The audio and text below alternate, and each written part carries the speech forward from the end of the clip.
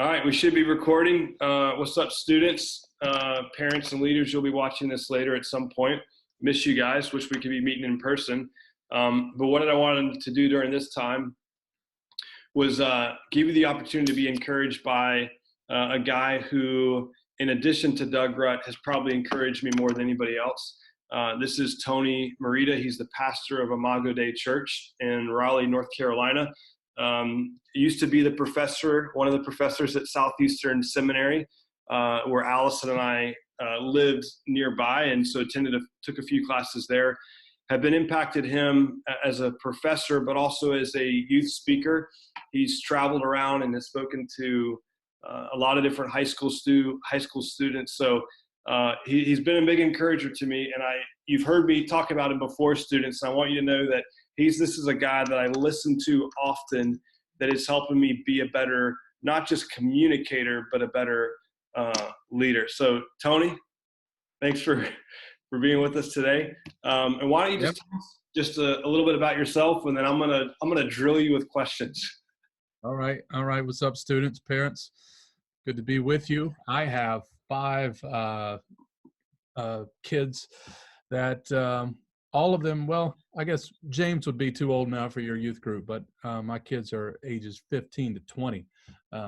So it's good to be with you. I always love to be with student ministers, and I love still speaking to high school students, college students, and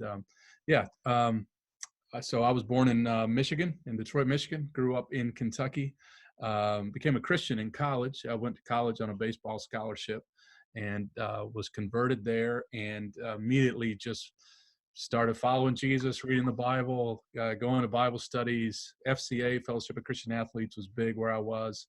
I started, giving my testimony, speaking in a few places, trying to be a witness on my campus. And then really since the Lord stirring me up to ministry, and met a pastor who encouraged me to consider studying under him in New Orleans. And so after I graduated college, I moved to New Orleans to study preaching and try to get a better understanding of the Bible. Lived there, studied there. During Katrina, right? Or was that after? Yeah. My first pastor, this is in 2005, was at a Baptist church in New Orleans, and went through Hurricane Katrina and survived. Our church was really devastated, though. And so we dealt with the aftermath of Katrina for a couple of years. Long story short, went on to serve at a brief time at the seminary in New Orleans, and then pastored for a brief time at a church in Mississippi while I was a professor. And then about 9 years ago, my wife and I moved to North Carolina to start a new church here in Raleigh, Durham, called Imago Dei, which is Latin for Image of God. And now we're dealing with the coronavirus just like you guys. Well, again, thanks again for being here. And I wanted to just ask you a few questions that would, I think, our students and leaders and parents be encouraged by.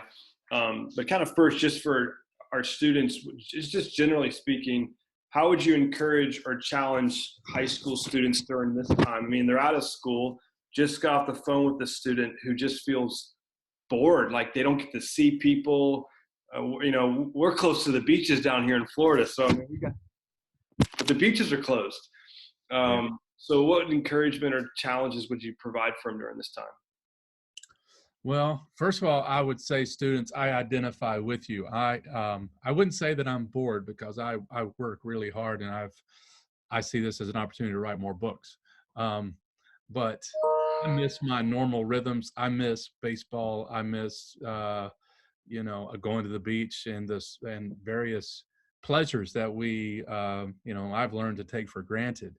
So I can resonate with that. And I've got 5 kids, as I said, at home who are also bored. And so we are trying to treat our house like a cruise ship. We decided the other day that every night we were going to have some family activity. That was going to be the cruise ship activity. And so we're trying to have some good family times, board game, shooting pool. My wife got our kids a hammock. Each kid has a big hammock now. And so they're hanging out there, reading books. And They're on their phone probably too much. But they're trying to endure. We're trying to make it, a fun experience, and just saying, this hopefully is not a long-term lifestyle that we're in. Hopefully it may be longer than we all want, but hopefully in due time, we'll be back to our normal rhythms. And so, be asking the question like, what is it that we can do now that we could not have done before? Perhaps because we were so busy, but perhaps because we were not together as a family. And let's make the most of this. I told them, treat it like one big long snow day, which you don't really understand in Florida, but in Kentucky, we used to get snowed out quite a bit as a kid, and definitely in Michigan. They had a lot of snow. They had better salt trucks and stuff in Michigan, though. So Kentucky, we would get snowed out, and I just remember those were good times, with family. Obviously, this is more serious than a snow day because people are dying, and there's a lot of fear and anxiety and uncertainty, and people are losing their jobs. So I don't mean to take it lightly, but to understand, maybe God's given us some graces to enjoy in the middle of the trials that we're experiencing. And then secondly, I've just told them, are there things you can be doing for your own soul, now that you have more time, that you couldn't do before? Like, read the Bible without being in a hurry. You don't have to go to school. You don't have sports.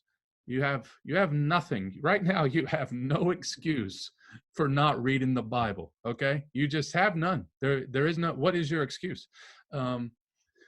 So our homeschoolers are used to kind of homeschool life, but we have others of our kids are in public school. So it's like, dude, you don't have to get up at 6 a.m. now. You can get up. You can read the Bible just like your homeschool brothers and sisters.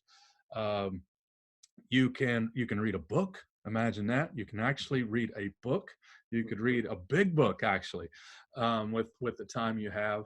So we try to monitor phone usage and media. We're not super strict on it, but they turn their phones in at a certain time during the night.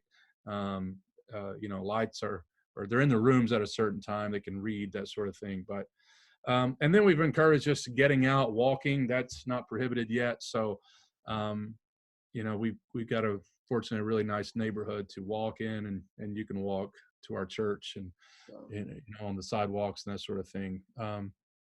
So those are some of the things, at least we've told our kids. As far as our students go at our church, we're doing some of this online Bible study, interviews with people, testimonies, just trying to keep our students connected as well as they can. So, those are some thoughts off the top of my head. Yeah, what's been one of the hardest parts for you as a pastor? I mean, I know we've interacted. You're a social guy. You like to be around people. For those who are watching, y'all need to know that Tony was it France? Yeah. With Acts 29, was it? Yeah. Yeah. And he came back early. So you were quarantined for 2 weeks. Yeah. And he preached. I loved it. I was telling my wife about this. You preached from your kitchen or living room. Yeah. And you had one person in the audience, your wife. That's my wife. Yeah. She was running the tech too. She was everything. I didn't know if anyone else was listening, but I knew my wife was. So that's right. Yeah, I am a social guy. I'm an extrovert. A lot of pastors are introverted. I'm not. I like to be with people. And there was a meme on Instagram or something that said, just in case you're wondering, your extrovert friends are not doing okay. So I make light of that. It has been hard because what I've missed the most is the gym, and I miss coaching baseball and doing the kinds of things that I used to do in the community. That's been really, really hard. But again, on the positive side, I told Kimberly yesterday, I've taken more walks with you in the last 2 weeks, more walks than we probably have in the last 10 years in our neighborhood, because it's now become our kind of daily thing. After 4 or 5 o'clock, we go for a walk. So that's been good, but yeah, it's not great. You know, I'm grateful for Zoom. I'm grateful for FaceTime. Um, Last Friday, I was out, you know, just chilling in the backyard, and I got bored because I was by myself, and so I just FaceTime a bunch of my friends, and before I knew it, you know, 2 hours was up, and I had laughed a lot, and so yeah, I'm grateful for the technology we've gotten. Yeah. So good walks with your wife, and then good FaceTime or Zoom calls with some friends. Yeah. Um, Another question I had for you for students is that like we're using Instagram a lot. I don't know about. I mean, I know you're kind of a big deal on Instagram. I saw you had like 5,000 followers. I don't know how you got a lot of people following you, but They think I'm somebody else, I think. what's that? They think I'm somebody else, maybe Chris Daughtry or yeah. Because people mix you. Who you've told me this before. You've flown, and people think, "Are you? Who is? What celebrity do they mix you up with?" I've gotten a lot through the years. A lot of it depends on the beard, whether it's a full, whether it's long, whether it's short. Yeah, but when the glasses are on or off. It used to be Chris Daughtry, the rocker. Before that, it was like Vin Diesel, and I get Pitbull. I get I get several. Um, it's crazy. Um, but yeah, so with Instagram, we're trying to use it a lot, and we're finding that the students are on it quite a bit, and some of them have. It's easy to struggle with comparison on, you know, how many likes they have. Any encouragement of like how the gospel would speak to those who feel discouraged by what others are doing on social media. Yeah, yeah. Well, you hit out a really important point on media, on social media especially. Like comparison is the enemy of joy. It has been said. You know, if you want to live either a despairing life or an arrogant life, you know, base your value on social media likes and social media popularity. That's just not the way of significance. It's you know, it's something that can be utilized. It's a great way to keep up with people. I jokingly say, you know, I pastor through social media these days, and by that I'm able to just see what people are doing and what they're doing with their family, and you know, these kinds of things, and it becomes discussion points when I see them in person. Um, but yeah, I definitely would encourage students to recognize it's um, uh, technology can never provide meaning, and it can never provide the kind of joy that we long for, um, and it can never replace real embodied relationships Hmm. with people. You know, technology can enhance relationships, but it can't establish them, and it can't replace them. Um, you know, so we just need to view it properly. We don't need to necessarily discontinue using it. I think you can go an extreme, you know, route on this and just say we should throw it all out. And maybe some people should, if they're enslaved to it, they definitely should. But is there a way to use it properly without making it an idol, you know, without making it too important in our lives? And, you know, one of the things it can do is um, it can occupy way too much time. Right. You know, it's a stewardship of time issue. It's not the use of it, because some people may not be basing their value on it or their identity. They're just on it too much.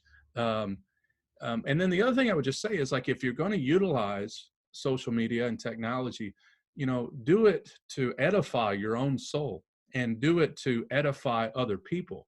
Um, you know, don't do it to, you know, meet guys and girls and see if this dude thinks you're cute, you know, in that outfit, or, you know, and you get all wrapped up in that sort of social scene. But, you know, do it to encourage your brothers and sisters. Do it to, you know, follow some Christian leaders who are going to say some edifying things, you know, about the gospel that will be good for you. Follow, you know, the student camp stuff, or follow, you know, your student ministry stuff. But realize it can be a great added benefit to our souls, but it can also be something that can really hurt us. And it's a hard temptation. I'll just be honest with students. Like, I did not have this.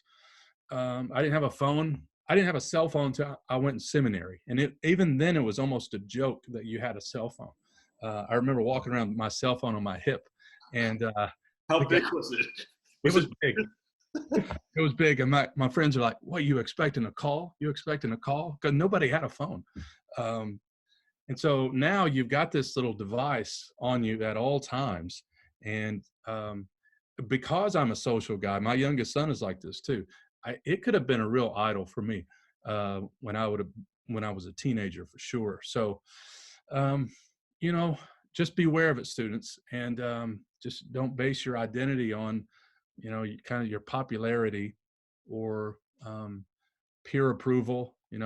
What others think about you, but find your identity in Christ, in your relationship with Christ. Realize that true and lasting joy is found there. And treat it properly in its right perspective. Yeah, one of the things I've been encouraged by since I've been following you on Instagram is, especially as of most recent, you use Instagram to edify or to brag on your wife. Like the post you had, I think it was a week ago, she's playing a song. You said, "Hey, we need singing now more than ever." And Yeah, so man. when as a husband, I've been challenged by you to go, man, I want to use this not just to put myself out there, but to really show people how awesome my wife is. So, man, you've been an example in that regard. Yeah, I also had a commitment this year because, I'm prone to every temptation that these students are prone to. I forget which theologian, the dead theologian, that said it, but the sin of every person that's ever lived resides in my heart. If I have the ability to do it. So we're never above, temptation. So I just always want to be careful to say that when I'm talking about the sins of others, that these sins could be present in my life if I'm not guarding my heart. But I had a commitment earlier this year. I only want to show pictures of local church, local city, my family.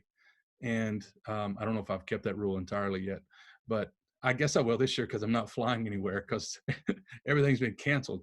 But I was just like, I don't want to post pictures always of being, on some other city or in another country, because I don't want to create envy in people, or a sense of how does that guy do that, or how does he take care of everything else, or these sorts of questions that can pop up in people's minds and hearts. So I just said, I'm just going to take pictures of me and other church members, or me and my wife, or me and the kids. And honestly, that's real life anyway. I mean, usually what we're posting when it comes to oh, I was in Paris looking at the tower. I'm not doing that every week. It's so I was like, I want to really kind of capture normalcy this year and see if that might be helpful and edifying to people, because then they see that and they're like, you know what, that is a blessing that your wife loves Christ. That is a blessing that you have a church member that helps you do financial planning. And they then can recognize some blessings in their own life that maybe they're not valuing high enough. Yeah, well, that's so good. As we're talking about social media comparison, and I'm curious how you've maybe fought that in your own life, because I heard you speak recently. You're at H.P. Charles Church for Cutting It Straight. You, I guess people don't like to use these terms, but there's celebrity pastors. They're well known, and you travel around. You go to Arizona. You preach in a lot of different seminaries. You travel. I mean, and not right now, but you've flown a lot, and you've preached in a lot of different places, and people know who you are. How have you remained humble, or how do you fight against pride or comparison? Yeah, well, I'd probably reframe the question a little bit and say that I'm a proud person like everybody else who's pursuing humility. How am I pursuing humility? I think if we operate without dealing with our heart, our default mode is pride. And now pride is expressed in all sorts of ways. So the student who is self-pity all the time, that's a form of pride. um, the student that's arrogant or thinks he or she's hot stuff, that's pride. Not praying is pride. It's believing you're sufficient. So there are all sorts of expressions of pride. And so I just sort of operate with the assumption I'm a proud guy that needs to pursue humility. And I think when you ask that question, how do I pursue humility, um, rather than how do you avoid pride, right? I think you get straight to some good answers. So you take Isaiah 66, where uh, God says, "This is the one to whom I will look, he who is humble and contrite, who trembles at my word." So I think we pursue humility by being under God's word, by receiving God's word. I think, as I just mentioned, prayer is a way you pursue humility, because there are few things that you could possibly do today that would express humility, like expressing your dependency on God and just saying, like the hymn says, "I need thee every hour." You know, the proud person doesn't need God every hour, but a humble person needs him every hour. I think owning our sin and repenting of it before the Lord, confessing it. And I don't mean, like a repentance and belief for salvation, the kind of that once and for all forgiveness, but the ongoing cleansing that we need to maintain fellowship with God and right relationship with God. That's a great means of cultivating humility. I think being in community, which again is really hard in COVID, but having people speak into our lives, that will help to foster humility in our hearts as well. Um, being in a local church and just taking on ordinary tasks of service in a church, that's good for us. Those are some of the things. And so when it comes to being a quote unquote, celebrity pastor, before I'm known on the circuit, I am first and foremost, a son of God who's been adopted into his family, and I need him every hour. And I'm a sinner who needs to confess my sin every day. I'm a person who needs to be in a local church. I need to have friends who speak into my life. Um, these are things that will really help me. And I think guys become walking disaster zones when they stop praying, stop reading the scriptures, stop being in community, and start believing all the hype, about them. So those are some things that are important to me. Hey, last question. During these days, what has been an encouraging truth that you're kind of clinging to as you're leading your church during the corona virus season? Well, there've been so many. I would say, first, we just preached through Ecclesiastes. So I don't know, students, if you have that much extra time and you want to go listen to 10 sermons on Ecclesiastes, it was super timely for our church, because the writer's talking about the complexity of life, the brevity of life, the inevitability of death, the search for meaning and joy, all sorts of things we're dealing with. But one passage that just really struck me, that someone pointed out to me, was in Revelation, where John is on the island of Patmos, and so he's confined. You could say John was quarantined on the island of Patmos, and God gives him in the quarantine a vision for the people of God from around the world. And so while we miss our church family, while we miss gathering right now for the redeemed, John is sustained by this long-term vision.